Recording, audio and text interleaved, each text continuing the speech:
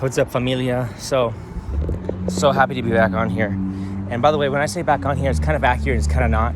I'm back recording videos, but I haven't really posted to put online like any of my videos because of internet stuff, and also I've had really bad storage problems, and I'm so happy. So though I haven't really been recording that much because I couldn't get any storage. My storage wasn't freed up at all to record anything. And also I haven't really been uploading because like I said, internet stuff and blah blah blah. So I'm so happy to be recording again. As far as the internet goes, I don't want to say that I don't have it fixed because I want to think positive, and I don't know that I don't have it fixed because I haven't really tried. I haven't really tried to upload anything yet again recently, but at least I have a lot of storage freed up, so that's awesome. I got an SD card thing. I don't even know if they're still called, like literally, they used to be called SD cards, and then I'm looking on the package and nowhere on the pack do I see the words SD card. Like maybe I see the word card, but like I don't see SD, I see like XD or something, I don't even know. But it's, if anything, it's more advanced than what an SD card used to be. I remember watching all the YouTubers who did traveling videos, and they'd be like talking about, oh yeah, I gotta upload a video to the SD card or whatever, and I'd be like, oh, that's cool, they're advanced. I don't even think it's that advanced. I think it's just basic, like if you're gonna do any social media, like you gotta put the info, the I was gonna say genetic info, the digital info on a card, because if you don't put the digital info on a card, there's not enough space. My iPhone's a 64 gigabyte iPhone, but even if it was a 128 gigabyte, I would have ran out of space sooner or later. So happy to have more space, be able to record stuff again. Really excited to be recording stuff again. You know, I've been thinking a lot about the whole concept where, like, you know, some people might think, oh, Elias, well, why don't you record stuff when you're doing good, you know? Like, you know, you want to jump on here and do a Podvlog. Why don't you do a Podvlog when you're doing good? And I'm not opposed to that. But here's the thing. If I'm going to jump on here and talk with you guys for an hour when everything's doing super duper good, that's not really authentic. That's not really the real deal. I mean, it is, but isn't. It isn't because, you know, where was I before then? Real life doesn't start happening when you're doing really good. I mean, you could say that maybe some of the best versions of your life, or the best version of your life, starts happening when you're really, and I would even disagree with that, because I think before you do really good, and you could definitely say that's the best version of your life, you have to live the best version of your life before that, before the money comes, because the money will only come shortly after you start living at your highest level. So again, to clarify, the highest level living, you living at your best life, comes before the money, because the money only comes by you living the highest version of your life. And so yeah, anyways, but yeah, it would be inauthentic, it'd be unreal if I act as if my life just started when I'm doing good. No, my life, every day I wake up, that's part of my life. And if I'm gonna make a channel where I say hi to you guys, I say what's up to you guys, I tune in, I tap in, and you guys are seeing my life, but that only starts once I'm doing good, and that's not really a real life channel, is it? My intention is for it to be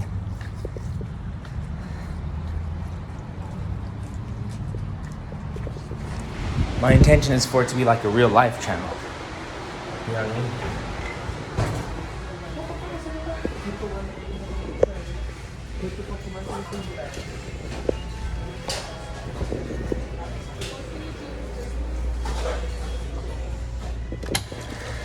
One second, getting some yummy yums. Yummy yums secured. So yeah, guys, I mean, like, I don't know if you guys have heard about the whole zodiac thing. I'm a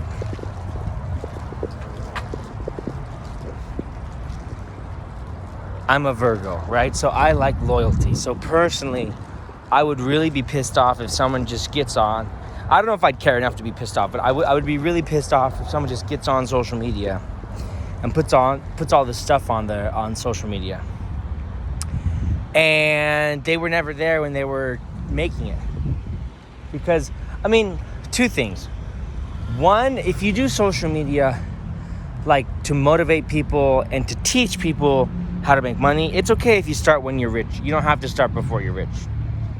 But it really, truly, and this really does matter. It depends, what is the purpose of your social media? Is it to only and simply help people become rich? Or are you just being authentic, sharing your life?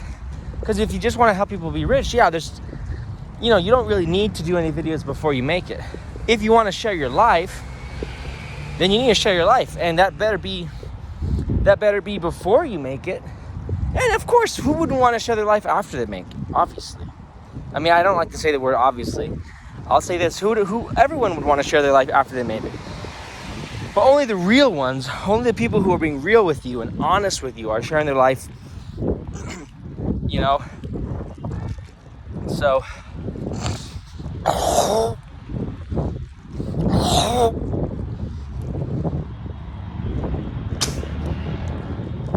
So yeah.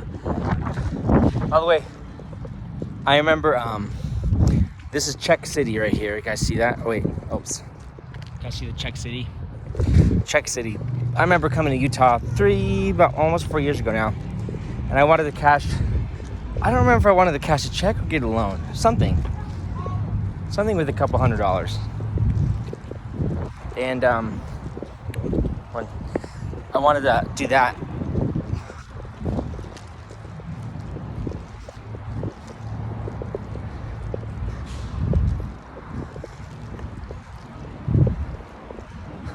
but because I had an out-of-state license, they wouldn't do anything for me. They wouldn't even check anything. I don't remember if it was getting a loan or cashing a check, but they wouldn't do anything. They're like, sorry, your license we don't take this license. I'm like, it's a California license. It's valid. We're part of the same country. They're like, yeah, sorry, it's out of state. I'm like, yeah, I know it's out of state. Why would that stop? Why would that? And honestly, I think I might have asked them to review I don't remember if I insisted they review their policies or not. I might have, I might not have. But like, even if I don't remember if I did or didn't. But even if I did ask them to review their policies, they probably were like, yeah, sorry. They either never answered the question if it was or wasn't in conformity with their policies, or they just like lied. I want to say they didn't even check. They didn't say like, yeah, our policy says we can't. They just said like, sorry. Like, they just kept saying that they wouldn't do it. So, by the way, why am I mentioning this? One, because I saw the Czech City thing. Why not tell you guys about it? The other thing, and this is what I'm grateful to God that I remember it actually a decent bit of the time, right? Quite relatively frequently. Is I remember that Grant Cardone. By the way, most of this stuff probably very few people on the planet know this stuff or remember this stuff, because I think very few people were watching. His stuff way back in the day, but I was watching his stuff way back in the day. Okay, guys, I was watching his stuff way back in the day. And when I say his stuff, what am I talking about? I mean, I was watching basically him get on there, talk about Louisiana when he was a boy, talk about how he used to be addicted to drugs and thank God he's conquered that, and you got to have purpose in your life. And they told him when he got out of the clinic that the best thing he could ever hope for was just not to be a drug addict. And he said, no, I want to be a millionaire or a billionaire or whatever he said. And they're like, bro, you can't do that. They tried to like really, really, really, truly talk him out of that and talk him down from that and say, look, no. You can't be thinking that way. You can't be thinking, and they called it illusions of grandeur. They're like, you can't have these illusions of grandeur. You can't be thinking, I want to be a millionaire or a billionaire. You can't be doing that. You've got to just focus on not taking drugs each day. That's it. And he'd share all those personal stories, and he'd get really loose, and I think he would kind of flirt with his assistant. behind the camera, maybe not. And I'm not putting up an allegation. I love the guy to death. Like, he was one of my uncles. So, if anything, I'm just kind of busting the balls of my uncle. Nothing, no harm intended, nothing bad intended whatsoever.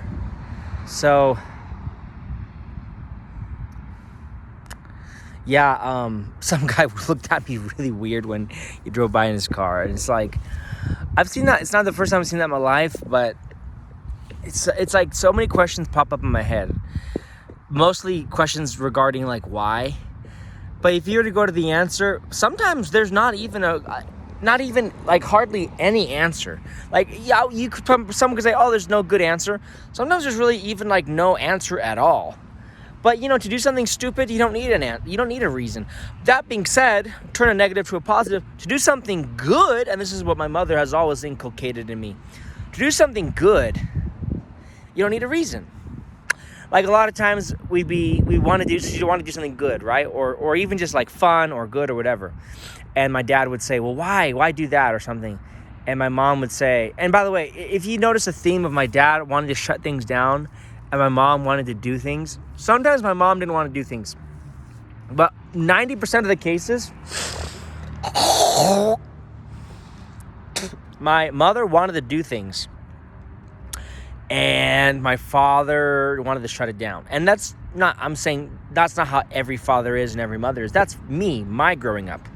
In some families, I'm sure the father was abusive, the mother wasn't. Or the mother was abusive, the father wasn't. Or both were abusive, or neither was abusive.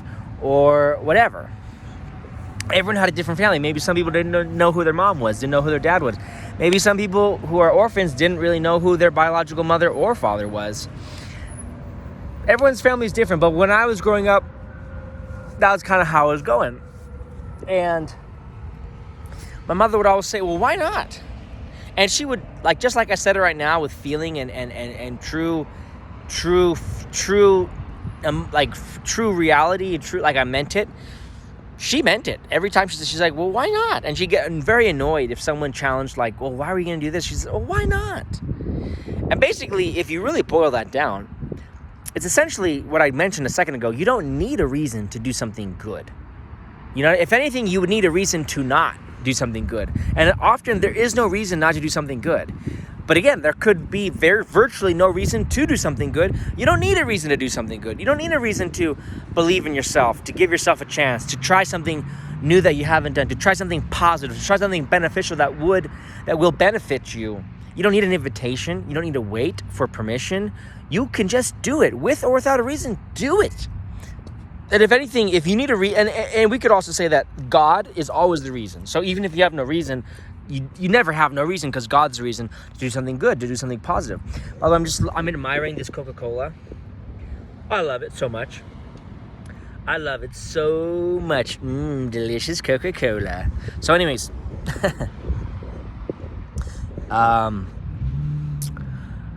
so what was I saying? Like, a guy looks at me really weird, and I've seen that before, and I've always wondered why. And even if he does have a reason why, it doesn't matter much versus if he didn't have a reason why. He's looking at someone like he's gonna fuck them up. Totally uncalled for. I've never seen the guy in my life. And in reality, if someone were to respond, they could put a gun in his face, at which point he would pull out his own gun or cower. And if he is just as sneaky of a POS and SOB as he looked like, he'd probably clock in his mind who pulled the gun in his face and kind of really try to, either intently or unintently, as a priority or as somewhere down the line of priorities, try to get that guy back. But look at what happened. You basically started this nonsense. Whether it goes unresponded or responded, whether it's unresponded, it kind of hasn't escalated. But if you respond in kind, it could escalate. I mean, this nonsense has been started over what? For nothing. I didn't do anything to that guy. I'd never seen him before. He could look at me like checking what's going on or saying hi or just looking at me. He looked at me like he's gonna fuck me up. I've never met the guy in my life. And by the way, I've seen that before. And it's usually from black people. I'm not saying all black people will do that. It's like a lot of people say, oh, white people are rich. Well, not all white people are rich. There are, and by the way, there's rich every version of people. But some people think that most white people are rich, or a lot of white people. Well, guess what? Yeah, a lot of white people are rich. A lot of them are. Worldwide, a lot of them are. But there's also rich. Well, as also you think of all the white people in the world are like, there's so many different countries. There's Russia, there's Germany, there's England. Those are very strong countries. And yeah, the people are white from there. Or at least they used to be. Now they're trying to erode their culture and dilute their culture and erase their culture and replace their culture. There's also a lot of rich Arabs. There's rich Indians. There's rich people from Africa, the continent of Africa. But yeah, most of the time I've seen that crazy look where they want to fuck you up, like they will fuck you up, like they're about to fuck you up. Is black people have looked at me like that. It's not Mexicans usually. It's mostly black people. It's very rare, by the way. But when I've seen it, and I have seen it a few times in my life, so this is not the first time. It didn't surprise me as if I've never seen it before in my life, because I have, very rarely, but it's usually black people that do that. And by the way, I want to say something about black people and black culture. I think, first of all, there's so many different types of black culture. There's Jamaica. There's the people who used to be slaves here in the U.S. who have been in the U.S. for generations. There's Nigeria. There's the Congo. There's all sorts of black people, just like there's all sorts of white people, white culture. There's white people from Russia, white people from Germany, white people from England. Not all the same thing. They're all white, but there's all different types of white culture from different white places and different white backgrounds and different white histories. There's white Americans who've been here for 400 years who are missing teeth and they're like hillbillies. There's American white people who have been here in the United States for 400 years who are rich AF. A lot of different types of things. So I will say though that I think you got to kind of understand two things. The black people who have been here in the country for a long time, a lot of them used to be slaves. A lot of them didn't really heal from the emotional and spiritual abuse of slavery. And not to say that they have an excuse, but I say, you know, when they are troublemakers or they have alcoholism or had alcoholism, which affects people for generations sometimes, that stuff you kind of, not to say they have an excuse, but you kind of got to understand they didn't really have the best start in the country, right? But if you criticize fairly, and it's fair game to criticize anything that's wrong, black, white, purple, blue, anybody, anything that's wrong, you could say, hey, that's wrong. That's a proper, correct criticism, not overdoing it. That's not being overdoing it, but that's just calling a spade a spade. And we're talking about black people and black culture. If someone criticizes black culture from Africa, that it's not good, it's too aggressive or too, I guess, like predatory or stuff like that. Yeah, some of the people from Africa have cultures like that. From what I've seen from what I've seen. Not every person in Africa is like that. But there is a lot of culture in Africa which is very like dog eat dog, be tough. Not all of it is. Just like if you go to Chicago, there's some people that would fuck you up. But not everyone in Chicago is going to fuck you up or wants to or will. But a lot of them would, with very little reason to do so, they would.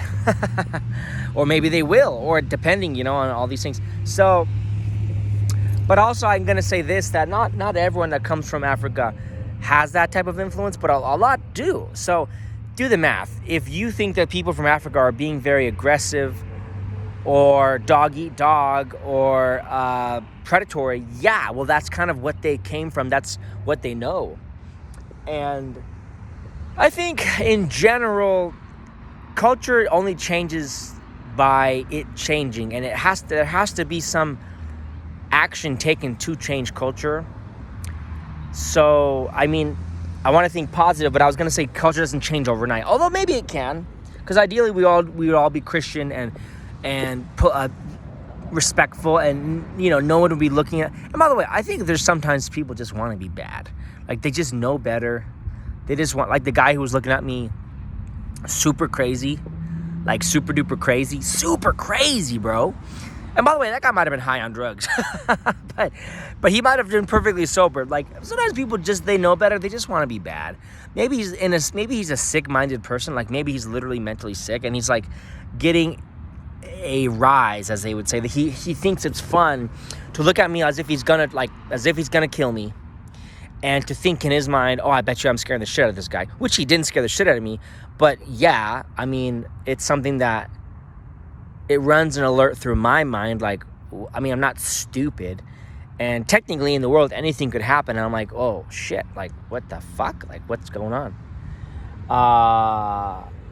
So it's such dog shit that people can put into the world if they want to, with no reason to do so. No reason to do so. So anyways, don't do that. I want to say positive sentences, not negative sentences. Just be a good person, bro. And I'm going to say a negative sentence here. Don't be a fucking freak. Like, it's okay to be a freak in a fun way, in an okay way, but don't be a freak, like, trying to, like, give people the death look when you've never even seen them in your life before. There's literally no reason for that, and everyone knows that there's no reason for that. And I think sometimes, I mean, like, I could go on about this topic. Why? What's the need to? Right now, a black guy drove by in his truck, and he was just perfectly chill. Like, he kind of looked a little bit towards my way for like a split second. A good guy, a chill guy, a healthy-minded person. It's not a black people thing. As in, not every black person does that. And it's very rare in general. But the only times I remember seeing it is from, oh my gosh, tall drink of water, 1 o'clock. Is that just me, or is that a tall drink of water? She actually looks like she's not that tall, but beautiful young lady right there.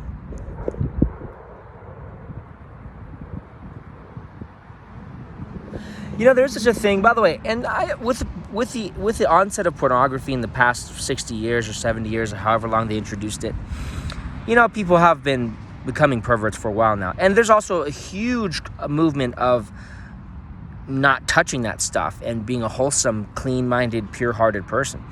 But I will say that, before all this nonsense of being perverted and pornography, there was a day when you could look at a very good-looking woman and you're not being a pervert. You're not undressing her with your mind. Although that wouldn't be too unnatural as a red-blooded American man. The difference between a pervert and someone who has a healthy hormones is I think, perhaps somewhat of a fine line. Although, I didn't undress that woman in my mind at all, literally. But I'm just saying, I think it's okay to admire beauty, even if a woman does have her shorts too short or her dress too short. It doesn't mean you're thinking about sexual things in your mind. But again, if you would be, that's kind of like, we're humans. But don't be a pervert. I mean, I don't know what you're thinking or how much you're thinking or how far you take it, or if you even cross a threshold of anything sexual in your mind at all. But I'm just saying that it's good and proper and wholesome to admire, beauty, even if it's like a sexy woman, like sexual beauty, Like the Greeks had statues of naked people, and to some people it's inappropriate. But I think if your mind's wholesome and you're not a perv, you could look at a naked statue, be it man or woman, and be like, oh yeah, beautiful. You know what I mean? I think whether something's wholesome or not is in the eye of the beholder, or in the mind of the beholder. You know what I mean? So, yeah. And as I get older, I see so much of everything in just like a big pattern. Or like a pattern. Like men who are young, their whole bodies are wired to find a mate and reproduce. And in life, it's not just reproducing, it's finding a partner. Young men are very poor at finding the right partner, as are young women often. But young men and young women are wired. I mean, let me just start with young men. Young men are very wired to find a partner, and sometimes it's to reproduce. So they're very turned on by a woman who could have their babies, whether it's practical or not, whether she's married to someone else or not, whether it makes any sense or not.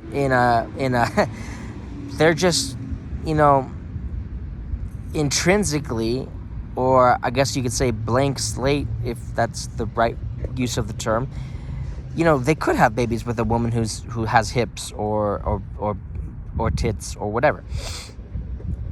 And as you get older, at least for me, the sex drive really goes down, like significantly. Like I still, thank God, I could still notice when a woman's beautiful, but it's a lot more of like, I'm not in an urge. I don't have these urges to like to have sex with women. Like, yeah, I want to have sex with women, but I don't feel my blood boiling like it used to. Thank God. And also, thank God, and I'm not bragging, but I'm giving all the glory to God. I've kicked the habit of pornography, which gripped me from time to time. And I don't want to... I think I was one of the less perverted people, because I think there's some people that used to be hooked to that stuff for days and days and days and days and hours and hours and hours, and I don't even know. Maybe not. I'm not sure. I just always assumed that I was on the lighter end of the scale. But even then, that's way too deep into nonsense than I ever wanted to be in. But thank God I don't touch the stuff anymore. I don't want to touch the stuff anymore. Part of it, I think, was my phone fell in a river for like 3 months. And if I wanted to watch pornography, I would have had to have gone to Wi-Fi, downloaded a pornographic video, and watched it later after I've saved it. And I just wasn't willing to be that much of a pervert and a freak. I wasn't willing to be that much of a pervert and a freak, so... You know, because you have to look yourself in the face and, like, truly be honest with who are you are. And I don't want to be some sort of sicko, you know? I think this is something I've been thinking about a lot lately, especially this past 6 months. And really for the past 1 year, the past 2-3 years, past years. But a lot this past 6 months, when you meet someone in public that you've never met before,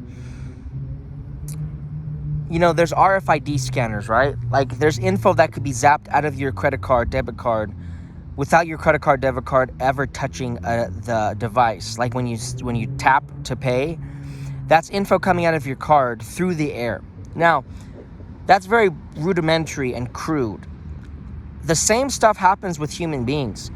You could get information out of someone by just standing in front of them. You may even be 50 paces away, you could get this information. I have a gift where I could see people who they are and where they've been. Sometimes I could see, I don't want to share any more than that. Okay, but even if someone doesn't have that particular gift, I think of it like this, okay? If someone's speaking Spanish and you don't speak Spanish, does that mean you can't understand them?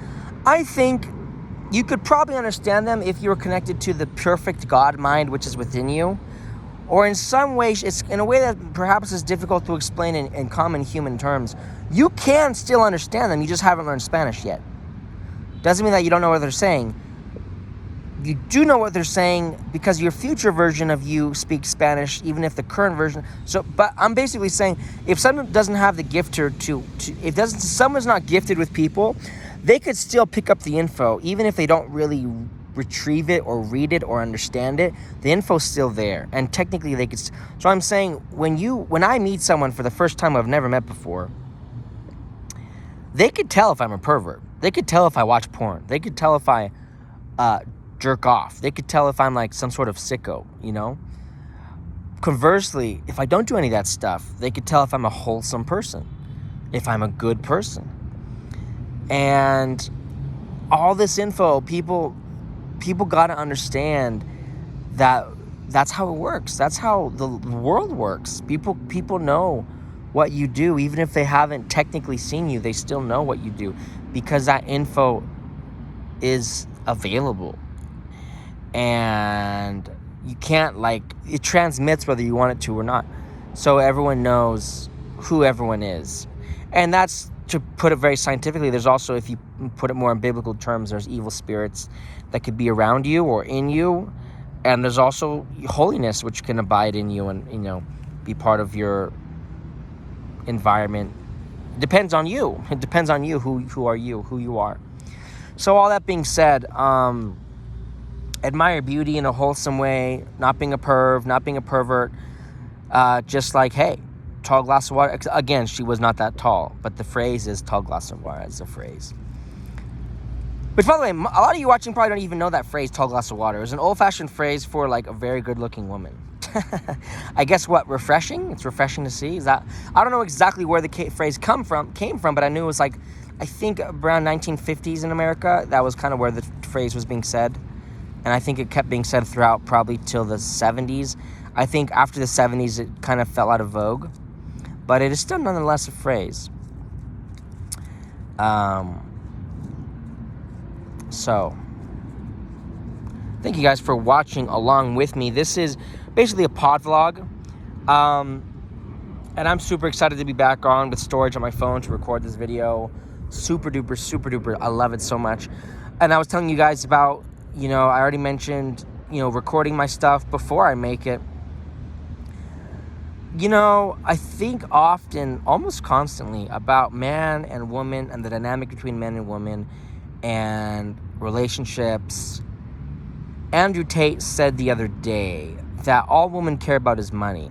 He gave a 3-hour-long podcast on the Jack Neal podcast, or a 3-hour-long interview on the Jack Neal podcast, basically explaining how all these allegations had only come from one young lady from Florida, who he didn't name because there's an ongoing lawsuit, that he's never done anything wrong to any young lady. The only abuse came from this one young lady from Florida, blah, blah, blah, blah, blah. Then I also saw some kind of defamatory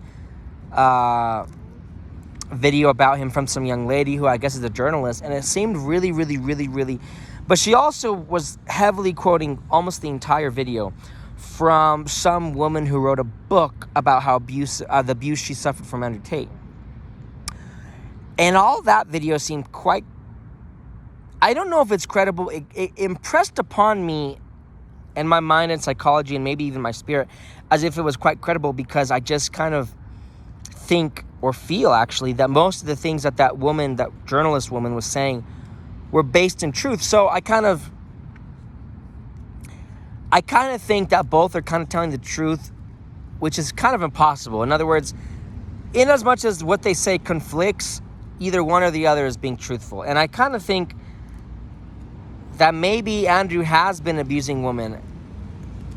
But I also think that from a legal standpoint, as far as what anyone can prove, he's very squeaky clean, except for the allegations of this woman from Florida who's also been very involved in millions of dollars being funded to her or towards her or supporting her, which kind of makes her look like a government-funded woman, which I think she kind of is.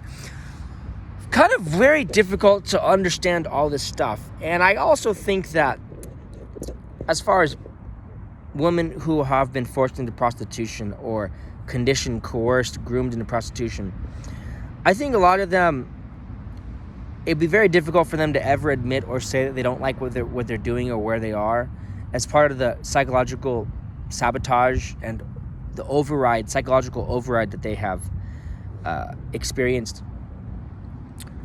So that's probably why most of Tate's girls don't testify against him. But that one woman from Florida, I think she actually was government funded to take him down. Does that mean that what she was accusing him of is not actually happening? No, not necessarily. I think the things that she's accusing him of may actually have been, or even to this day are happening. That being said, because she's funded by, basically, if you trace it, government organizations, it kind of corrupts the purity of the intentions, or at least the origin, you know what I mean, of her accusations. So again, not to say her accusations aren't real. And by the way, we have a very imperfect legal system. When I said Andrew Tate legally, technically speaking, from a legal standpoint is squeaky clean, I don't think that he's actually squeaky clean in reality.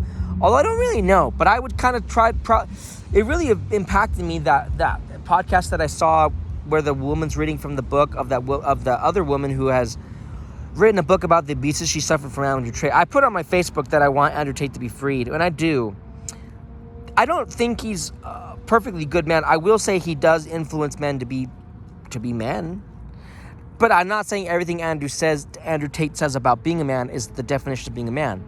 But much of what he says about being a man is very based in truth about being a man. A lot of what he says, I don't know if I'd say a lot, but some of what he says is like, yeah, that's how to be a man. A lot of what he says is like, okay, that's how to be a man, but you're kind of taking it farther than you should or need to. And then some of what he says is like, okay, you've taken it way farther than you should have, and that's not even being a man, that's like being an abusive like a bad man or an ungood man. So I don't agree with everything Andrew Tate says, but I believe that it's better for society if he's free to influence men to be men. Although if he's influencing men to be abusive and bad men, then that's not good. But what's the lesser of two evils?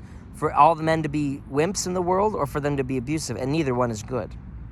But I think as far as society running, I think it'd be better for men to be, there's some stuff that I shouldn't really say, but I don't know if Andrew Tate is guilty or not. I don't actually know. I have my feelings, my thoughts. I don't really know.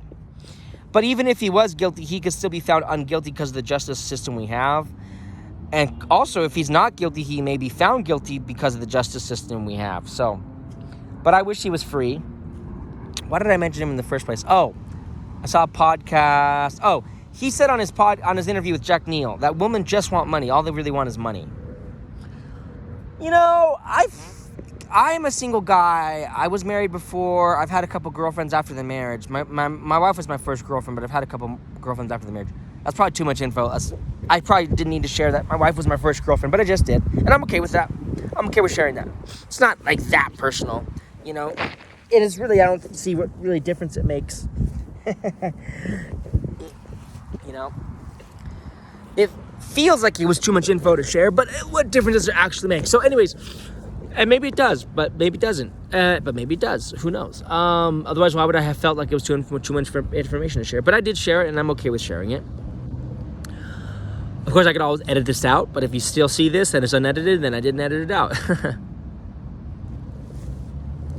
But Andrew Tate is a man who has several women who he's been with for many years, and maybe if the accusations are true, then he's been abusing them and he's psychologically sabotaged them. He's psychologically overridden their psychology, and they're basically captive abusees, which is not good. So how much credit should we give him for understanding women or women's psychology at that point? But I have no proof that that's the case. All I know is that he's had women in his life for years. He has several children. In some ways, I could say that he knows more about women than me, because I have not had, I don't have children. I don't have women in my life for several years who sleep with me or who would vouch for me or whatever. So I don't know. I'm not saying, and by the way, I don't really agree with not being being in no man's land either. I don't really like to find myself saying, well, I don't really know either way. Well, who knows? Well, I don't know. I said I don't know if he's guilty or not, but I don't want to make it a common thing in my life to be like, well, I don't know. I will say that I'm going to go ahead and say that he knows at least a significant amount of stuff that I perhaps don't know. Because again, I'm a single guy. He's had women in his life for years who sleep with him, who's given him babies, blah blah blah. And if he's basically taken away their freedom, then that's not really. Then most of this information might not be good, or wholesome. I don't know if he's taken away their freedom. I don't actually truly know with concrete evidence per se. That's something that's literally being discussed in court. His court date hasn't happened yet, but they're preparing to have a court date for that very theme. He says women only care about money. I don't know. I think it's an interesting thought, and I think it made me think about this recently, which I've kind of always thought that to a large degree. But I've also heard that. Well, Dan Bilzerian talks about women that. There's the guys with tons of money that can't get a date, that can't get laid. So, that's the phrase. And I agree that would be the case. So I think two things. I think you don't need money, but I think that if you have money, it is good and it helps things go forward. And I think probably the trifecta, even though in this example I'm mentioning two men, Dan Bilzerian and Andrew Tate, I think the trifecta would be to be iconic and fun and I guess enigmatic and whatever Dan Bilzerian teaches or does himself, and also to have money, which by the way, Bilzerian's wealth was highly disputed, as was Andrew Tate's, but I think Andrew Tate with all due respect, I think it's very possible that Andrew Tate had much more money than Dan Bilzerian. I don't know for sure either way which one is exactly true, but I know Andrew Tate had tons of money. And he made it all himself, which is awesome. And hopefully he made it all cleanly. Although he's being accused of having abused women in making his money. Which in all honesty, I think he did do. But I would like to think, I hope, that he's repented of those evils and he's no longer... I have a sinking feeling that he's kind of still involved in abusing women, which I don't like that. And I guess now that I'm making this video, I cannot hide from the truth of, he's probably not a good guy deep down. Although when he talks, all I really see is a guy who's assertive and used to have a bad past, but he's, repented of his sins. So, again, I think I've exhausted this theme as much as I can with as much information as I do and don't have. Going off of my feelings and thoughts and intuition, but also going off of what I've heard. So, let's change the subject. No, yeah, I even if someone is a bad person, you could learn good things that they did. You know what I mean?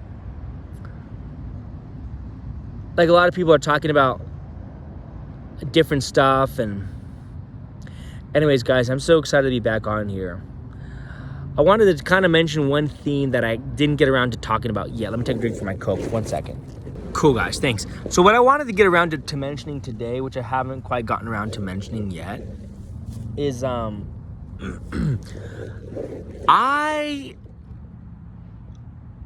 been going to these online webinars for so many years of how to make money with this, how to make money with that, how to make money with this, how to make money with that. And what mostly I haven't done throughout every single one of those webinars, seminars that I've gone, like webinars is like an online seminar that I've gone to, which is kind of really more like a presentation, but the same thing as an in-person seminar is kind of a presentation.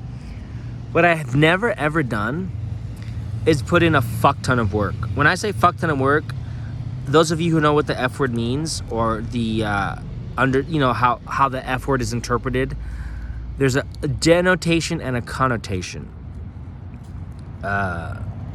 There's a definition and then a connotation. And there's also denotation, if I'm correct. Maybe I'm not on that one. There's a definition and a connotation. If you go, those of you that know the connotation of the word, of the F word, F-U-C-K, you guys kind of could at least imagine what I'm talking about. And I'm just going to cut the shit and say, you guys know what the fuck I'm talking about. I've never put in a fuck ton of work. I don't want to say this again, but I will say it again. Because I don't want to risk any, you know what I'm talking about with the, the A-L, you know what I mean? The A-L to the, to the G-O, But I'm going to say it again. I've never put in a fuck ton of work on any of these programs, systems. So my goal is 2026. We're in August? I was going to say June. We're in August. And I'm not making fun of myself. I don't believe in making fun of anyone really in that way, like making fun of someone because they forgot something. That's very cheap and low. Correction, not June, August. We're in August. And August is basically very soon. Well, we're in the middle of August here on this recording, 2026. We're in 2026, the third quarter of 2026. Fourth quarter, third trimester. And technically not, I know we're not yet in the third trimester. I'm looking ahead. I'm not going to go ahead and, I probably will not explain that next time I go over this. You guys will know in my videos that I think like that, I operate like that, I talk like that, jumping ahead. I don't want to take the time to say, well, by the way, technically we're not in the third trimester. You got to be with it, bros. You got to be with it. Third trimester 2026. I made a goal, and I don't want to say this goal with you guys, no offense. I made a goal about this stuff, and suffice to say, I will put in a fuck ton of work, and I haven't told you guys what I'm just saying, I put in a fuck ton of work. I want this stuff to work. And Nothing works unless you do. And I've had these opportunities in front of my fucking face over and over and over and over and over again. And I'm 30, I'll be 31 next month. And literally there's 22-year-olds who have whooped my butt when they were 22, which was years ago. There's 22-year-olds who are whooping my butt today currently because they're currently 22. I'm saying none of this is like you have to be old. None of this is like anything. It's literally all just there available. And I kind of think that the theme of entrepreneurship and wealth is redundant. So redundant. Egregiously redundant. Because it doesn't really matter what industry we're talking about. There's very many industries you can make a lot of money, a lot of wealth. And all you really got to do is sweat your balls off. Like, sweat your balls out. Like, just sweat your brains out, you know, work your ass off, whatever phrase you want to use, work a fuck ton, like, fucking make it happen, but also, like, put in the fucking work, bro. Like, seriously. And if you do that, you'll make money. So I plan about a year from now to be having tons of money, which, you know, in all humility may just be tens of thousands of dollars. Because as of now, I have like shit credit, no money at all. But I think I have a good feeling that I'll have like tens of thousands of dollars a year from now. At least I could have $500,000. Because I want to flip homes with Joe Maldonado. Oh, by the way, also, I do want to do this podcast, Podvlog. I want to be social media present and have a channel. It's for me, it's for you, it's a win-win situation. And I think it's fun. I think it's fun, like, you know, the weekend comes, you hit up your homies. Out of 50 weekends in a year, your homies might not hang out every weekend. If you have the homies that want to hang out every weekend, they might be the wrong homies. But, you know, if you have good, positive people who are being productive and they're living lives of success, maybe, you know, let's say 5 to 15 weekends out of the year, they want to hang out. And then if you're dating women, a lot of those weekends will be going out with the woman. It could be the right woman. It could be the wrong woman. It could be a woman who's great, but you just don't like her. You don't even know why you don't like her. It could be vice versa. She doesn't like you. She doesn't know why he doesn't like you. If it's really, truly the right woman, within about 2 years, if not sooner, but hopefully not sooner than, 4, 5, 6, 7, 8 months, you could marry her, right? Because obviously, because everyone knows you get the right woman, then you marry her, you wifey her up, and I think it's a beautiful thing. It is also a fun thing, and in some ways a beautiful thing. Very fun for sure, in many ways. Everyone agrees with this. Well, not everyone agrees with this, but it's the truth. That in many ways, it also depends who. It's the truth, but it's also not necessarily the truth, because this depends on who we're talking about. I know that that's the case for me and for a lot of people, right? That it's very fun to be dating, even if it's not the right person. Even if it's not the right person. And you're literally dating someone who's awesome and epic and cool, but they're not the right one for you. They're not your life partner. It's still fun to be dating, period. Even if it's not the right person, it's still fun to be dating. It's also very fun.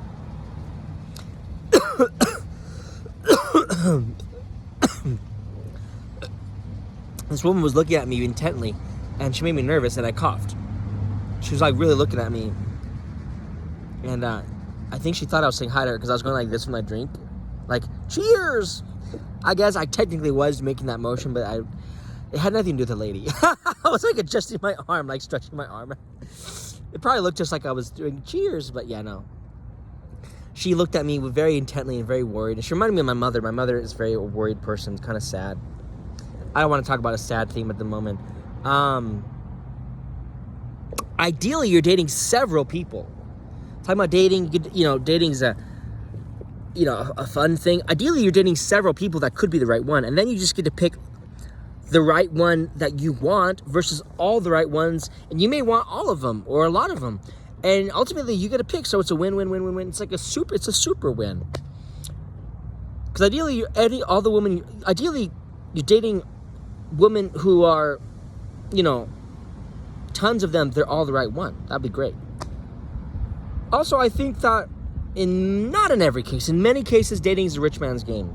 Because Now, it depends, too, because you could be dating a broke woman who thinks you have money because you have $10 or $20, you know?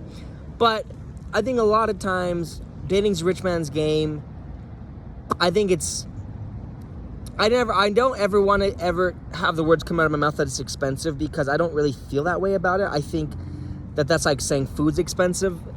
It's like, you need food. No matter what the fuck it costs, you got to eat food. So if food costs $5 or $50, I never want to ever complain. Like, you know, it doesn't make sense to me. Like, if money is not for food, then what else is it for? What other purpose is it for if we're not going to feed ourselves?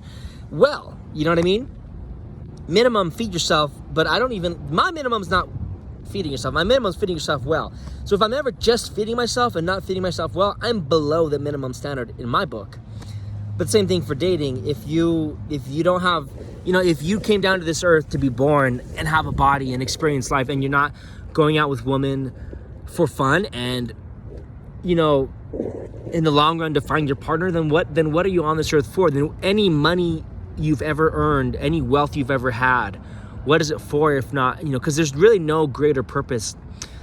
Remember, it all starts with Adam and Eve. There's really no greater higher calling or greater purpose than for a man and a woman to be, you know, for a man to be a partner with a woman and vice versa, and to create family and to enjoy life with that divine dynamic duo of male and female, man and woman. On that note, I'm going to end the podcast. Thank you so much for watching. Be a good person. Praise God. Worship God. Pray to God. If you don't know who God is, then ask God on your knees. You don't have to be perfect all in one day, although you could be. Anything's possible. Actually, that's kind of blasphemous what I just said. I mean, we have this whole life to perfect ourselves, but I would be in as much of a rush as possible to be as good as possible as soon as possible, because Christ is coming very, very, very soon. Thank you guys for watching. Super Dopey 737. This has been the Podvlog. See you guys next time. Be a good person.